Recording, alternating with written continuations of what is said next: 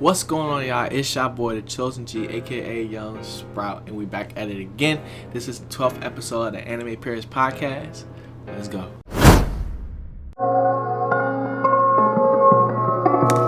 Chillin' with the Chosen. Young Sprout, splash, kill a drought. That's what this about. Living lavish, real savage. Leave 'em spent back, far from average. Stunting is a habit.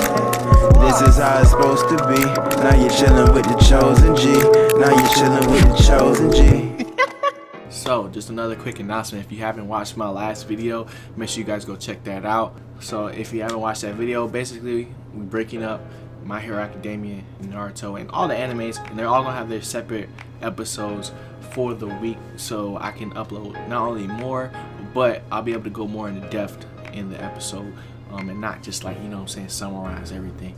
But let's go ahead and get into this My Hero Academia.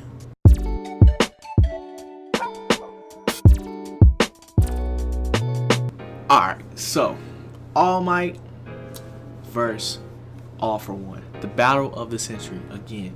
Alright, so this episode is all about All Might's origin. And it starts off showing him and Nana, his teacher and his master, the one who gave him his power, back like when Midoriya and All Might first met, and he decided that he was going to share his power with him. All Might basically gave Nana his why and the reason why he wants to be the pillar of peace that he is. This episode was super lit.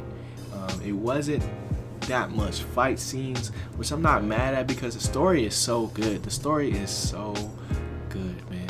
Like, All for One is talking so much mess, and he's so ugly that when All Might took him down, bro, I was like, oh my gosh, this is crazy. You got to see a new move, you know what I'm saying?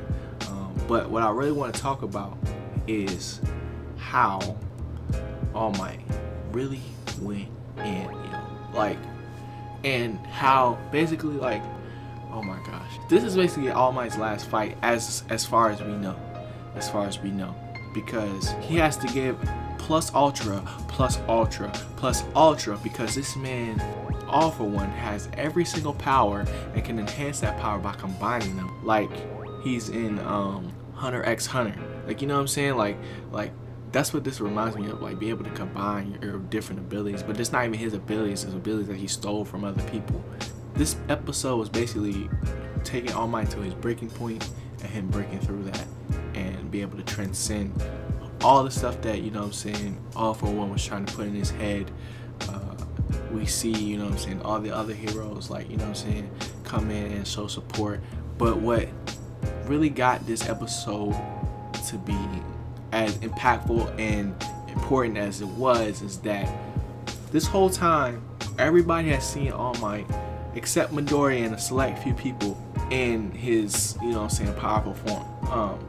Nobody has seen, well, they have seen him, but they don't know that it's All Might. So in this episode he actually, they call it deflating, and they see him at his true form, what he would look like before he had his powers and everything like that.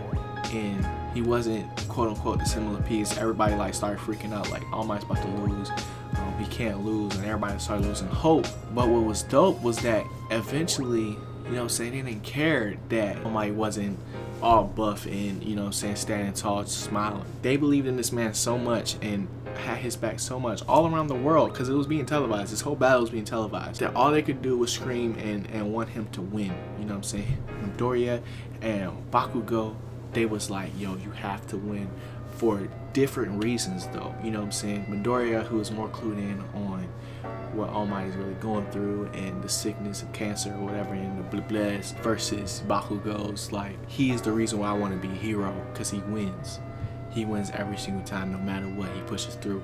They start to, you see them breaking down and really testing themselves in the sense of like where their faith lies, and they gave it everything. And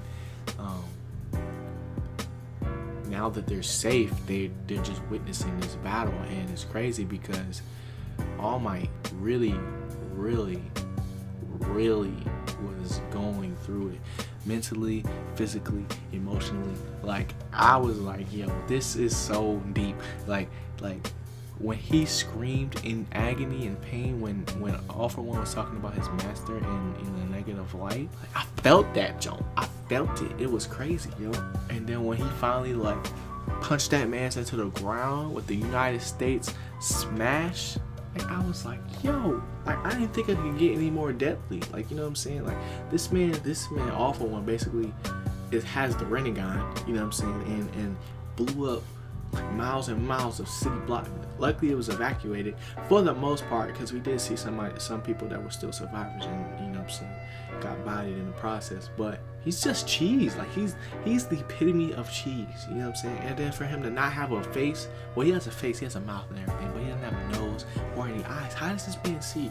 Like, you know what I'm saying? Like, just things like that. Like how, like, I want to see, like, what, like, how All For One even became All For One. You know what I'm saying? And it was different things where Endeavor was there, you know what I'm saying, and he was even broken up, seeing All Might at his weakest point. You know what I'm saying? Like, he always looked up to him because All Might was always ahead of him, so he always looked at his back and he always saw how strong he was, and like, you know what I'm saying, in the sense of like, yo, this is really that guy. I'm the number 2 right now, but I'm trying to work towards number 1. It was like, yo, you get to really see like how like influential All Might is to this whole world. Like, you know what I'm saying? Like, it's really crazy, bro. It's really crazy. But like, one thing I want to talk about is like how in the end of the episode, basically, All Might's like, well, this is it for me. Like, he burned his emperor out. His emperor's gone. You know what I'm saying? Charmander down. Like, you know, like, his flame is out. He didn't have any more. He gave it everything he had, plus Ultra to the max. You know what I'm saying? So he's pointing to Midoriya. How long does Midoriya have to even get to that point? Because Midoriya's body is not even capable of using All For One's power at his, not even at max capacity, even half capacity, without entering himself. Like, you know what I'm saying? How is he going to build up that much strength and willpower to be able to transform and really, you know what I'm saying, do all this stuff? Because he's still going to be his teacher. Like, but it's just like, I don't know, like, the time frame and like how much he has to get better at. And it's like, when is that going to, when is he going to have to turn up like that? You know what I'm saying? And the crazy thing is that we find out that what's his name is Nana's grandson. You know what I'm saying? There's that connection of why he doesn't like All Might. And maybe because she showed All Might more attention to him as a little baby, or what, I don't know. But like, does he even know that All For One even, you know what I'm saying, killed his mom? Well, not killed his mom, but killed his grandmother? You know what I'm saying? And it was like, All Might wasn't there to help him, or things like that. Like, I don't know. There's so many layers to this jump that it's just crazy. So make sure you guys like and subscribe to the channel for